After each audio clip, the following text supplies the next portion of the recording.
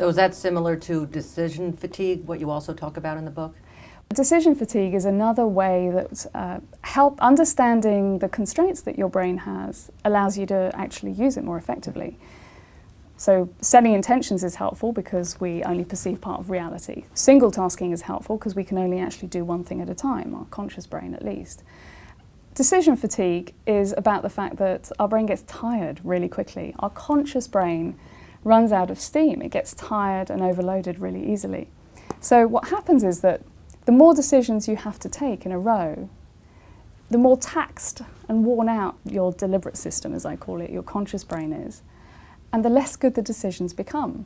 So there's this one study that was done with parole judges, and the way it worked was that you looked at, there were a bunch of them, and they had prisoners coming to them and stating their case, and then they had to decide whether to give the prisoner parole or not.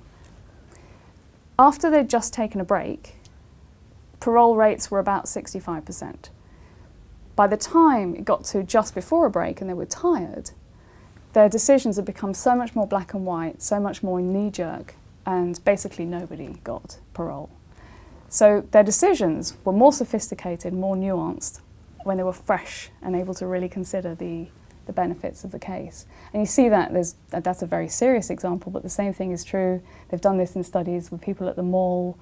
They've done this with studies in people in hospitals. Hand washing rates drop the longer it is since someone's taken a break. So we need to refresh our brain periodically for us to make really good choices.